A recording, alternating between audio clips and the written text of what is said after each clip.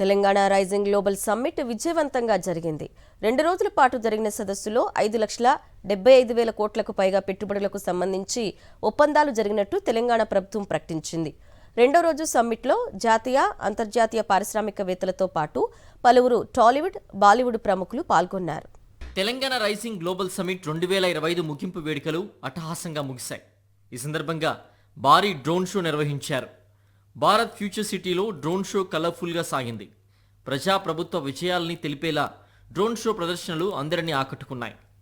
2 రోజుల పాటు నిర్వహించిన సమ్మిట్ కారణంగా తెలంగాణ రైజింగ్ 2047 లక్ష్యాలు సాధించేందుకు అడుగులు పడ్డాయని తెలంగాణ ప్రభుత్వం భావిస్తోంది. ప్రతిష్టాత్మకంగా నిర్వహించిన సమ్మిట్కు పలువురు పారిశ్రామికవేత్తలు, వివిధ దేశాల నుంచి కంపెనీల ప్రతినిధులు, సినీ రంగానికి చెందిన పలువురు ప్రముఖులు రైజింగ్ సమ్మిట్కు హాజరయ్యారు. సినిమా పరిశ్రమకు కావాల్సిన అన్ని సౌకర్యాలను కల్పిస్తామని, ఫ్యూచర్ సిటీలో స్కిల్స్ యూనివర్సిటీ ఏర్పాటు చేస్తామని ఈ సందర్భంగా సినిమా ప్రముఖులకు ముఖ్యమంత్రి రేవంత్ రెడ్డి హామీ ఇచ్చారు. స్క్రిప్ట్తో వస్తే సినిమాతో వెళ్లేలా ప్రోత్సహిస్తామని ఆయన అన్నారు. సమ్మిట్ ప్రారంభమైన మొదటి రోజు 2,43,000 కోట్ల పెట్టుబడులు రాష్ట్రంలో పెట్టేందుకు పలు కంపెనీలు ఎంఓయూలు చేసుకున్నట్లు ప్రభుత్వం ప్రకటించింది. రెండవ రోజు వివిధ కంపెనీల ప్రతినిధులు తెలంగాణలో పెట్టుబడులు పెట్టేందుకున్న అవకాశాలపై జరిగిన చర్చల్లో పాల్గొన్నారు. ఇటు ముఖ్యమంత్రి రేవంత్ రెడ్డితో పలు కంపెనీల ప్రతినిధులు భేటీ అయ్యి పెట్టుబడులపై ఒప్పందాలు చేసుకున్నారు. రెండో రోజు సమ్మిట్లో వివిధ రంగాల్లో 3 లక్షల కోట్లకు పైగా పెట్టుబడులకు సంబంధించిన ఎంఓయూలు చేసుకున్నట్టు తెలంగాణ ప్రభుత్వం ప్రకటించింది.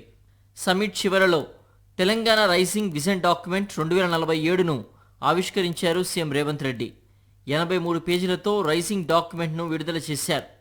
క్యూర్, ప్యూర్, రేర్ జోన్లుగా డాక్యుమెంట్ను రూపొందించారు. 10 కీలక వ్యూహాలతో తెలంగాణ విజన్ డాక్యుమెంట్ను తయారు చేశారు. 2047 నాటికి $3 ట్రిలియన్ ఆర్థిక వ్యవస్థగా వృద్ధి చెందడమే లక్ష్యంగా పెట్టుకుంది తెలంగాణ ప్రభుత్వం. విజన్ డాక్యుమెంట్లో యువత, మహిళలు, రైతులకు ప్రాధాన్యం ఇచ్చారు. తెలంగాణను 2047 నాటికి $3 ట్రిలియన్ ఆర్థిక వ్యవస్థగా తీర్చిదిద్దడమే లక్ష్యమన్నారు సీఎం రేవంత్. రాబోయే రోజుల్లో ప్రపంచంతో పోటీ పడేలా తెలంగాణను తీర్చిదిద్దుతామన్నారు. తెలంగాణ రైజింగ్ 2047 డాక్యుమెంట్ ఇది రాష్ట్ర భవిష్యత్తును నిర్దేశించే రోడ్ మ్యాప్ అని అన్నారు. 2047కు ఉన్న ప్రాధాన్యత, ఈ దేశానికి స్వతంత్రం వచ్చి 100 సంవత్సరాల విజయోత్సవాన్ని మనం నిర్వహించుకోబోతున్నాం. తెలంగాణ రాష్ట్రం ముందు బాగాన నిలబడి తెలంగాణ రైజింగ్ 2047కి $3 ట్రిలియన్ ఎకానమీగా అవతరించాలని, ఈనాడు దేశ జనాభాలో మనం 2.9% ఉంటే మనం 5% ఎకానమీని, జీడిపిని కంట్రిబ్యూట్ చేస్తున్నాం. గేమ్ చేంజర్ ప్రాజెక్టులకు అధిక ప్రాధాన్యం ఇచ్చారు. ఫ్యూచర్ సిటీ, మూసీ పునరుజ్జీవం, బందర్ పోర్టు వరకు greenfield highway, regional ring road, ring rail, bullet rail కారిడార్లకు ప్రాధాన్యం ఇచ్చారు. ప్రపంచ పెట్టుబడుల ఆకర్షణ, పాలనలో పారదర్శకత, పర్యావరణ పరిరక్షణ ప్రాధాన్యతపై దృష్టి పెట్టనున్నారు.